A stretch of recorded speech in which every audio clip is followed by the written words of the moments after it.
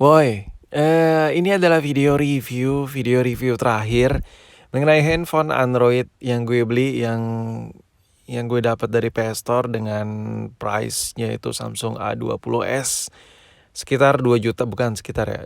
Di harga 2.100.000, spesifikasi singkat RAM 3 GB alias memori 32.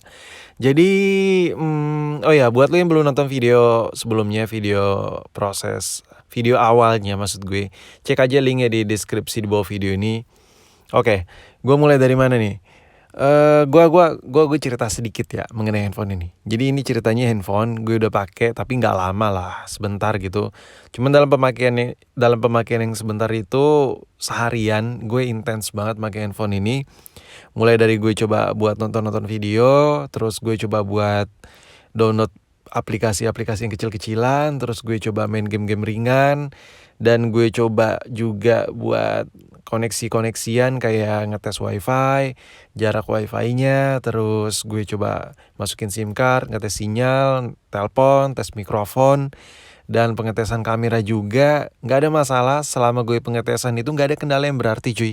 Semuanya lancar-lancar aja, normal-normal aja selama pemakaian. Dan ya karena normal itulah gue agak-agak mager gimana gitu kan, nggak bisa naruh judul-judul clickbait gimana gitu kan. Karena unit yang gue pegang ini normal. Oh ya, gue sedikit disclaimer juga. Unit yang gue punya ini dan normal, nggak ada masalah, bukan berarti itu patokan buat acuan lo buat ya semua stok yang mereka jual ya. Karena unit yang gue punya ya cuman satu kan, nggak ngejamin juga. Takutnya lo pengen beli patokannya dari gue lagi. Gue cuman nge-review, pengen nge-share aja apa yang gue dapat aja. Just hanya itu doang cuy. Oke, jadi pengetesan pertama yang bakal gue share ke lo adalah bagian charger nih, bagian pengetesan untuk pengecasan. Selama gue ngecas, tadi kalau lu lihat di beberapa detik sebelumnya, di situ waktu gue colok langsung ada logo fast chargingnya. Dan gue bandingin dengan chargeran yang non fast charging, dia jauh lebih cepat ketimbang yang standaran. Dan waktu gue ngecas pakai adaptor bawaan dari si PS Store ini, gue nggak nemuin kendala yang berarti. Tanda kutip kendala itu kayak gue cas itu kayak ada efek kayak nyetrum gitu handphonenya, terus touchscreennya kayak gerak-gerak sendiri, nggak ada masalah seperti itu. Dan sekarang kita move ke bagian kamera. Untuk bagian perkamera-kameraan ini semuanya normal, nggak ada masalah juga sama sekali. Gue udah ngetes foto, terus gue ngetes buat ngerekam video, terus gue ngetes ngeliat hasil foto dan hasil videonya. Sumpah nggak ada masalah sama sekali. Ya sebenarnya gimana ya? Kalau nggak ada masalah itu kayak nggak bisa bikin judul clickbait gitu. Nggak. Gue bercanda. Jadi di sini pengetesan kamera itu yang gue lakuin adalah gue nyoba ngerekam dalam gue jalan, gue coba ngerekam dalam keadaan yang lumayan gelap, gue coba ngerekam dalam kondisi cahaya yang cukup. Dan iya, seperti yang lu lihat di video ini, gue coba zoom, ini kontras warnanya oke, normal ya, nggak ngebias-bias gimana gitu kan. Tandanya lensanya masih bersih, masih bening, nggak ada uap di bagian kaca lensa bagian pelapis dalamnya, bagian dalamnya itu masih belum ada debu, jadi lu bisa lihat hasil warnanya di sini masih padat juga. Terus buat fokus juga masih main, jadi magnetik yang ada di modul lensanya itu masih main, masih normal. Lu bisa lihat sini fokusnya gue zoom gitu, ora ada masalah pisan. Jadi ya semestinya sih setelah pengetesan yang gue lakuin di beberapa tipe kayak ngerekam sambil jalan, foto diam, foto dalam keadaan dekat, foto di dalam keadaan objek yang gue jauhin, semuanya normal, gak ada kendala sama sekali. Jadi buat kamera it's okay, fine.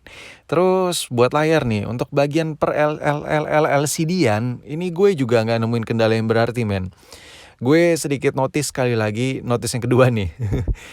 Stok yang gue pegang ini bukan berarti patokan dengan apa yang lu dapat ya. Kayak misalnya lu beli unit di tempat mereka terus beda dengan apa yang gue dapat oke, ya nggak ada masalah, dan kayak lu ada trouble. Stok gue tuh bukan patokan men. Gue cuma nge-review aja apa yang gue punya, apa yang gue dapat ya dengan gue beli pakai duit gue sendiri. Hanya itu aja. Jadi jangan lu jadiin patokan. Gue cuma nge-share sedikit lah, bias-biasan bekas pemakaian gue. Dan untuk bagian LCD sensitivitas no problem, semuanya fine, gak ada masalah, serius. Gue normal-normal aja pakai handphone ini, nggak ada yang miss touch gitu, nggak ada yang ghost touch juga. Oke, sekarang kita lihat ke bagian tampilan LCD-nya. Di background warna putih juga ora ada masalah pisan, ora ada bintik-bintik, ora ada kayak den putih gitu, dan nggak ada kayak tompel-tompel gitu.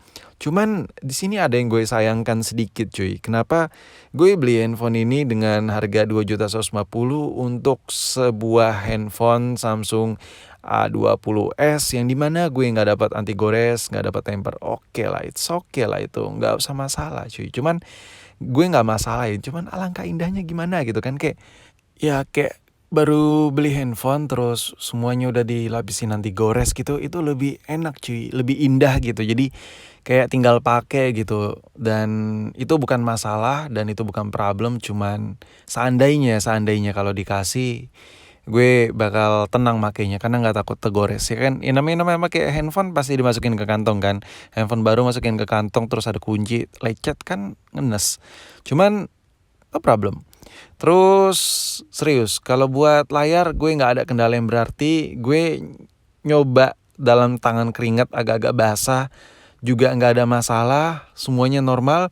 Ini gue coba ngetes buat browsing juga. Ini bentar, ini gue pakai Google Chrome, nggak ada masalah juga ya. Gue ngetes buat browsing nggak ada masalah, nggak ada yang nge-crash parah gimana gitu. Ya pokoknya ya kayak Samsung pada umumnya.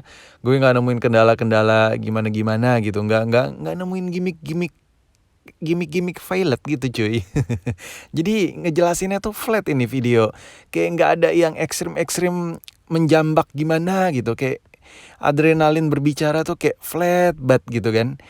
Dan ini gue coba dengerin lagi, maksud gue tuh nonton video. Di sini kualitas speakernya gue pengen sedikit sharing ke lo. Dia nggak ada masalah juga kan. Kenapa gue share kualitas speakernya? Karena yang mana tuh biasanya handphone bekas itu kan jaring speakernya tuh kotor, dan alhasil kalau suaranya di fullin itu biasa cempreng. Tapi coba lu denger deh nih suaranya.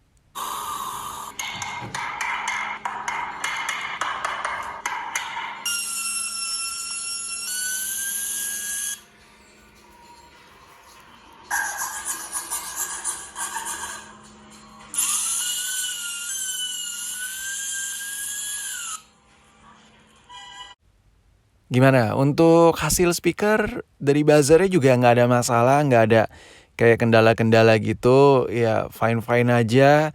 Dan ya overall kalau buat dari segi kemulusan dari 100% itu sekitar 97-98% lah.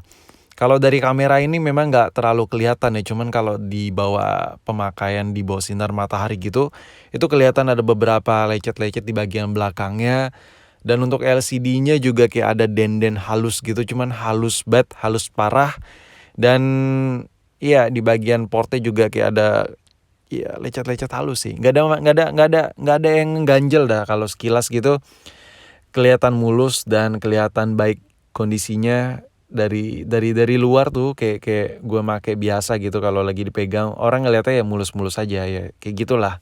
Jadi lecet-lecet baret-baret halus itu nggak sampai mengganggu sampai kelihatan mata gitu. Kalau dilihat sekilas mah mulus. Jadi makanya gue bilang kemulusannya dari 100 itu sekitar 97 atau 98%, sekitar segitu. Oke, jadi total review gue mengenai Android yang gue beli dari PS Store ini, tadi kan lu denger kan bagus-bagusnya, nggak ada masalah karena ya flat gitu gue ngejelasin ya kan, nggak ada trouble yang gimana gitu kan. Nah, disinilah kekurangannya cuy. Kekurangannya itu adalah price, harga. Gue ngeluarin duit sekitar 1 juta lagi, ngarep banget ya 1 juta. Gue ngeluarin duit sekitar 2.100.000 buat Samsung A20s. Ya which is anjay, so Inggris banget nih. Yang dimana itu 2.100.000, gue ngelihat dari komentar-komentar lu ya, nih kata-kata orang netizen gue yang nonton video gue sebelumnya. Buat lo yang belum nonton, cek di deskripsi di bawah video ini, video pertamanya, biar lebih nyambung gitu ceritanya. Mereka bilang, ada yang bilang 1,8, ada yang bilang 1,7, ada yang bilang 1,9, dan ada yang bilang unit yang gue beli dengan harga 2.100.000 ini udah dapat unit baru. Kalau harga yang gue lihat di pasaran memang benar. Harga si Samsul ini di pasaran lebih murah, sedikit lebih murah ketimbang beli di PS Store. Jadi menurut gue kekurangan dari handphone yang gue beli di PS Store ini dari segi harganya. Pertama, harganya menurut gue masih di atas harga bekas dan iya gue nggak dapat anti gores. Itu aja sih kekurangannya.